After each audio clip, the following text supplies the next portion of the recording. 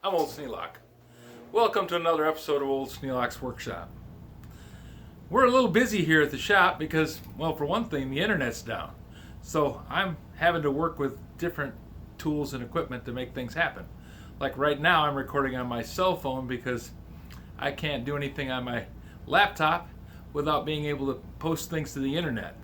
With the cell phone, I can put things on the cell phone and have them transmitted, broadcast up to the YouTube, and do it all in one thing. So it's going to be a little confusing and a little bit unusual, well, for me anyways, to do it this way, but we're going to try. Now, one of the things that people have talked about is saws. I do seem to have quite a few saws. So I thought I would take just a few seconds and go through the saw till over the top of the workbench.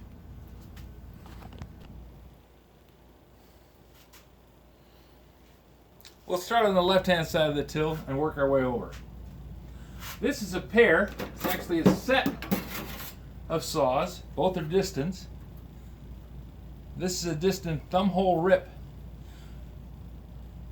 one of my favorite saws. And this is a Disston Crosscut. The thumb hole rip has five points per inch, and the Crosscut is 8.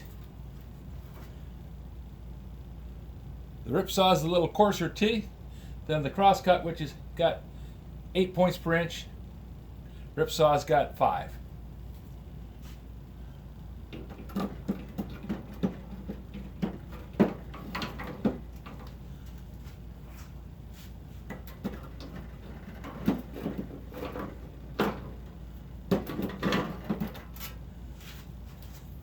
Now, some of you may know that I sharpen saws. I like sharpening saws. I originally started trying to sharpen a handsaw when I got my grandfather's saw from my father. After Grandpa died, Dad brought home some of his handsaws, and I set out to try and sharpen them. The first one that I tried to sharpen, I totally butchered. It wasn't a great saw to start with, but by the time I got done, I had an inch of about 7 or 8 teeth that looked, well, kind of like a witch. You know how the teeth all point different directions, up, down, and sideways? They call those cows and calves when you talk about sharpening a saw. Well, I had some Brahma bulls and little tiny baby calves. So I knew I needed to learn how to sharpen a saw. So I got out the books and I started reading books, because that was back before the internet was really big. You know, you couldn't find things on the internet. So I went on the email list called the Old Tools mailing list and talked to a bunch of guys on that, and they gave me directions on where I could find some information. So I went and looked and found how to sharpen a rip saw. The rip saws were supposedly the easiest. So, knowing that I had crosscut saws to sharpen, I wanted to start with the easiest one and work my way up. Well, this was the first one I tried. If you can see it, the surface of this saw looks terrible. I mean, it is absolutely pitted beyond belief. There's rough spots in here you could drop a car into. Well, it's kind of exaggeration, but you get the idea. And I thought, well, I'll learn how to sharpen teeth, but it will never cut anything. So I sharpened the teeth up, and it actually works really good. It does a fine job of ripping, because it only has 4 teeth per inch. It takes some big chunks. But it was my first saw sharpening, and then I learned that a saw with pits in it still cuts, as long as the pits aren't along the teeth. And this one has only got one little bad spot down here at the very end, where it comes down and touches the teeth, and those teeth don't seem to bother it too much. So I sharpened it up, and I use this one if I have anything really thick to cut, because it does a much faster job. It cuts a little rougher, but it does a much faster job than the Disston saw. I don't know who made this saw. The bane of saw collectors everywhere is people who decided that they just want to have the medallion.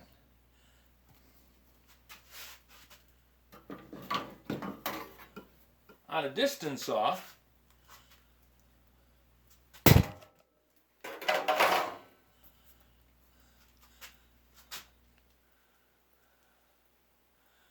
the medallion looks like this.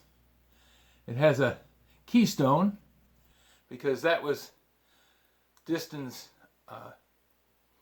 touch mark, and they actually have a brand of saws called Keystone saws. So people get the idea that, well, they want to make their saw look more important, so they try and steal a Disston medallion off. They'll find a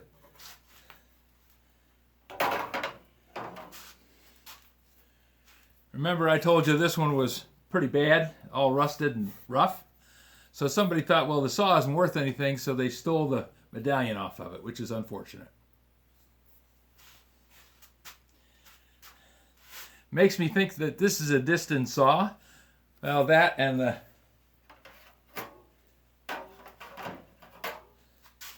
shape of the handle, they're very similar.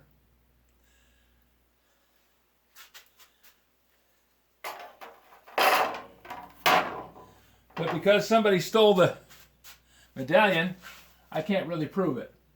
There isn't any etch left on the blade. And with the medallion gone, that's the two touch marks that you can go by to define who made the saw. I'll put the 4-tooth rip back in the sawtill.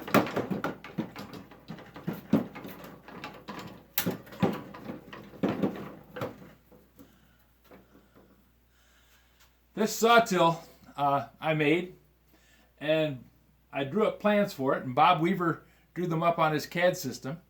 Really nice drawings, and I have copies if somebody wanted to have a copy of it. So if you're interested in getting a sawtill like this one, it didn't take very long at all to make. All it is 2 side boards, a bottom board that goes across here, and then another one across the back and one at the top. And I used shaker pegs. I got them at Anderson's lumber yard up by Charlotte, but you can get them on eBay or Amazon or pretty much anywhere.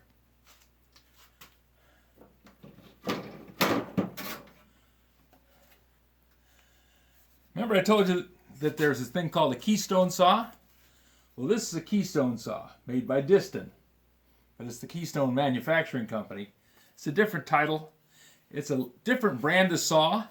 It's not as fancy. This one has steel screws instead of the brass screws, but it has a real nice etch on it, and it cuts really, really well.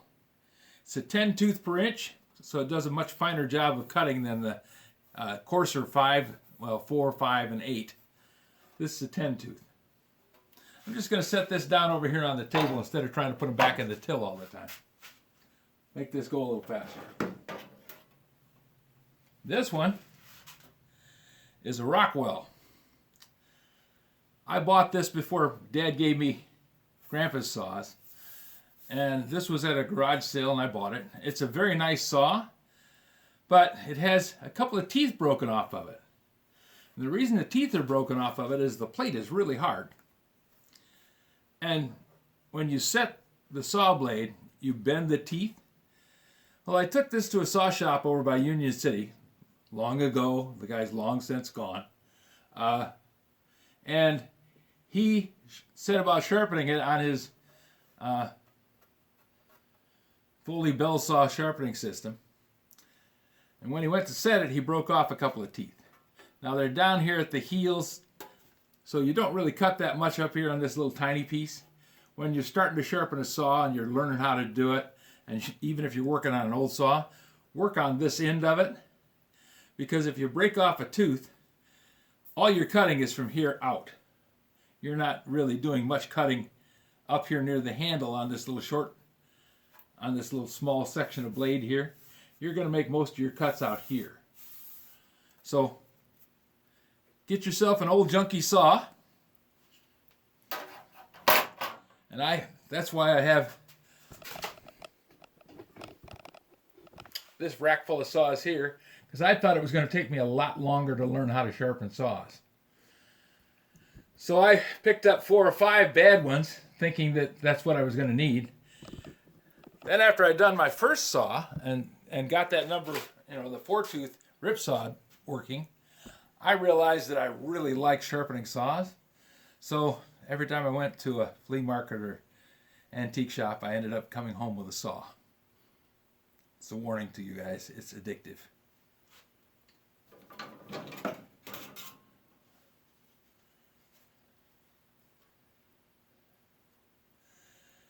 This is one of my grandfather's saws. The handle was badly cracked, totally screwed up actually. So this was one of my attempts at learning how to sharpen a saw blade. It has sat in the rack now for about 10 years. I haven't done much more than just this far, because I looked at it and I thought there's so many better ones to work on now. I don't have to start with old junk ones worried that I'm going to mess them up. I can take a good saw and sharpen it up just fine. It works just fine. So that one stays in the good rack just because it was one of Grandpa's saws.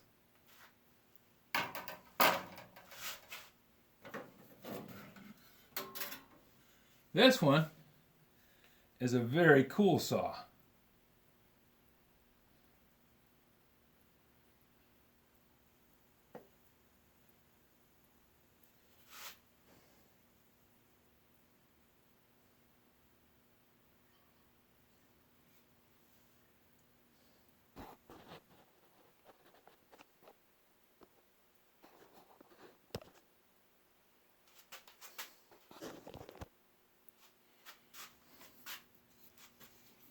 It's a 5.5 point rip saw.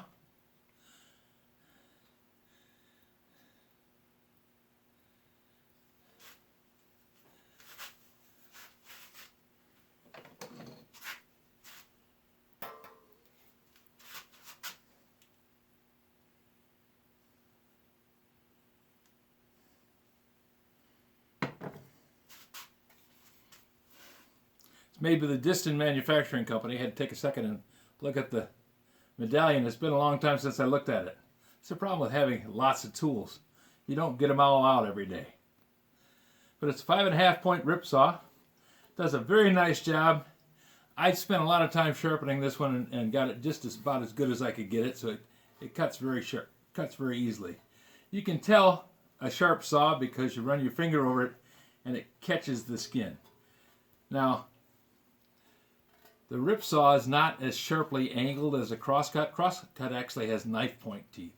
The rip saw is more like chisels, so it's not as likely to cut you. If you did that on a really sharp crosscut, you might end up slicing your finger.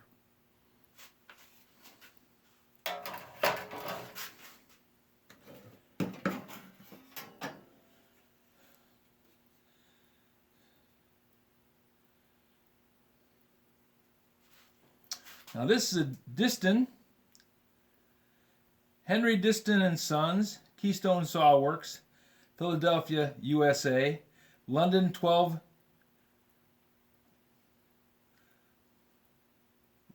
It's a number 12. It's a London spring, extra refined, warranted, patent ground, regular U.S. Patent Office. This one I bought at a garage sale. I went in, the guy had some really nice tools. And unfortunately, for the people who were having the garage sale, they sent it off to somebody to hold a estate sale for them. Now, I don't know if it was because Grandpa died and they didn't want to monkey with the stuff, or they just didn't know what they were doing. But in any case, I bought this for 20 bucks. I was tickled to death to get this saw. A number 12 is hollow ground, and it also has the nib up here on the tip. That shows that it was made by somebody who really liked making saws. Because this is just a decorative thing. Now there's lots of people that'll tell you it does many, many things, and there are lots of reasons for having a nib on a saw. But really, the nib is just there to show somebody can take a little extra time and put a little finish work on it. Does a great job cutting. Got brass screws, a nicely polished apple wood. They call it a tote on a saw. Some people call it a handle, some people call it a tote. People argue it back and forth.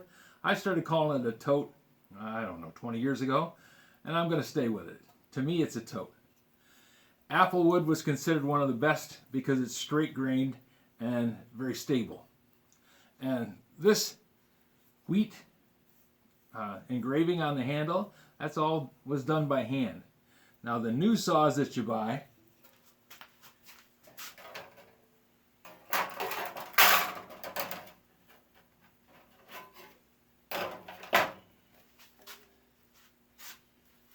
like this Keystone,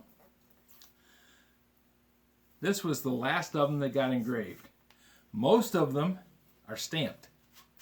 They put them in a big press and it comes down with a die and just stamps some engraving on it.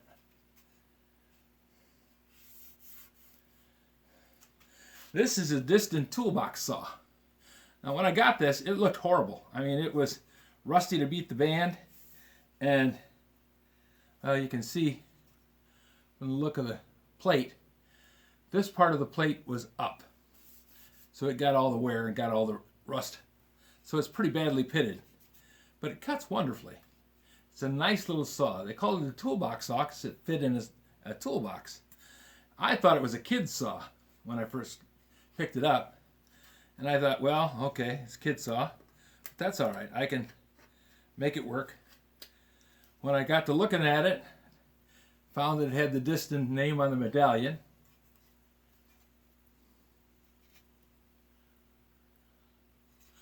And it had brass screws and a good stiff steel plate. I knew that it was a good saw. So I've been taking care of it. I sharpened it up. I use this for little jobs.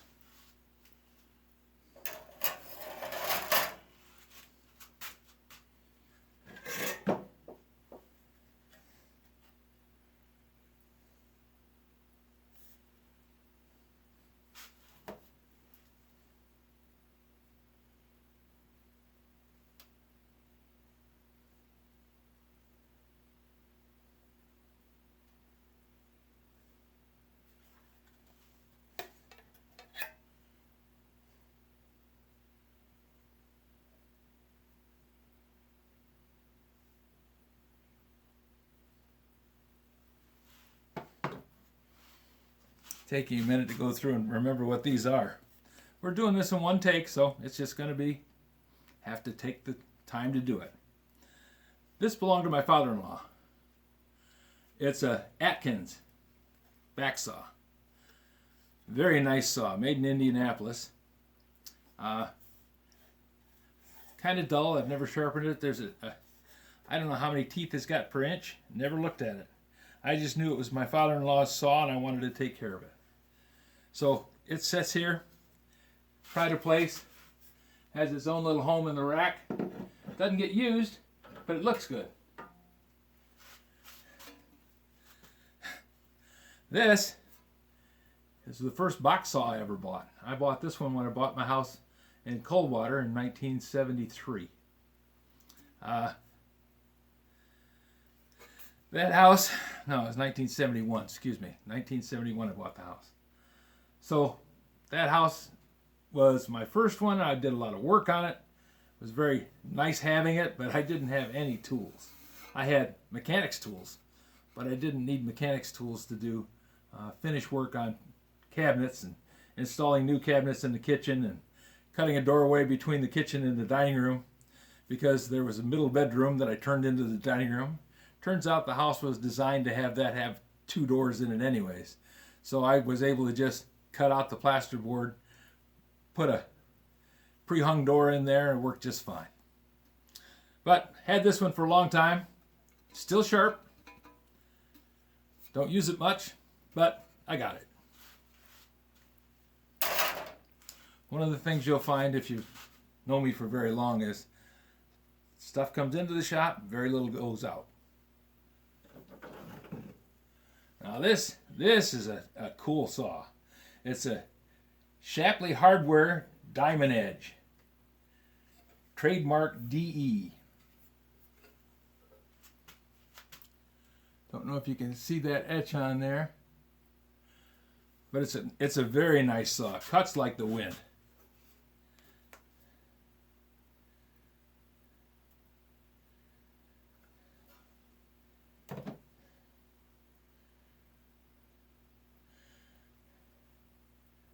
Marked diamond edge on the medallion. It's a number 125. This saw is made of spring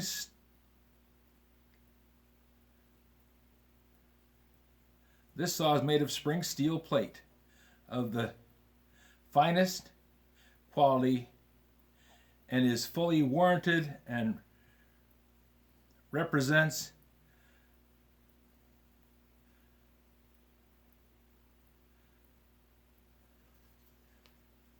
having a hard time reading this.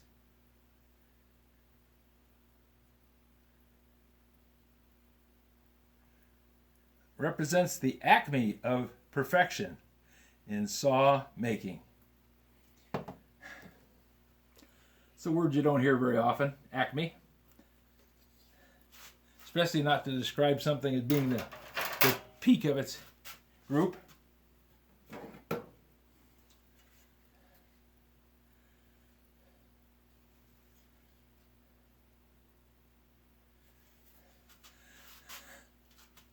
Now this is made by the Warranted Superior Company.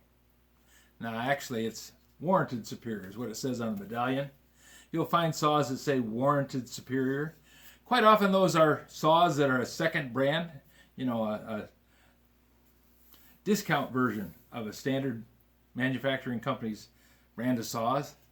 Warranted Superior doesn't necessarily mean anything other than somebody took the time to put a medallion on it and put it together. They finished it up. It's probably a good saw. It might not be the same thing as the top of the line saw made by the same manufacturer. A lot of Disston saws have warranted medallions on them. Disston made saws and sold them to other companies like Shapleigh Hardware that would put their name on it or have Disston put the name on in the etch. And they used that marketing system to get their saws presented to other people. Because Disston saws were expensive. You work a month to get a Disston saw if you were a carpenter. This is a Keystone KI made by Disston and has the Keystone medallion. Some of these saws I need to clean up a bit. They're getting dusty. But it's a very nice saw. It still holds a good edge, cuts well.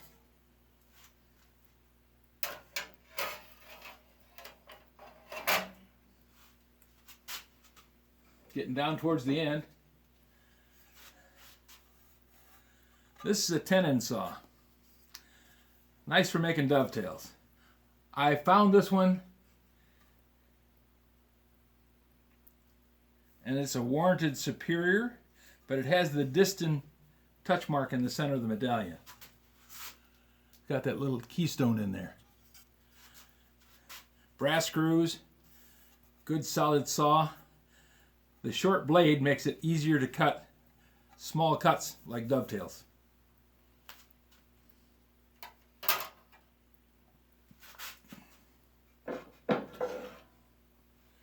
And here's another Keystone. This is a Keystone Defender.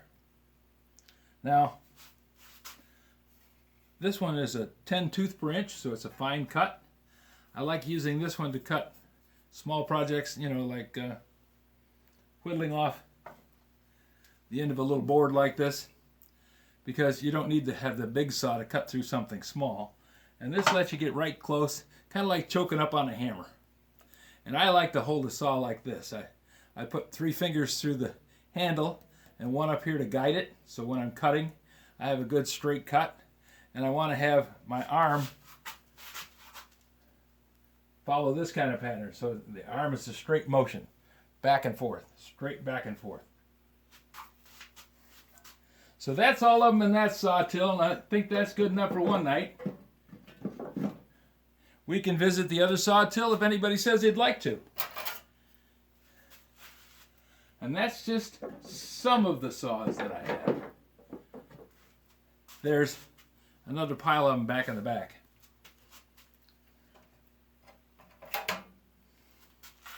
So if you have any questions about today's video, suggestions for a new video,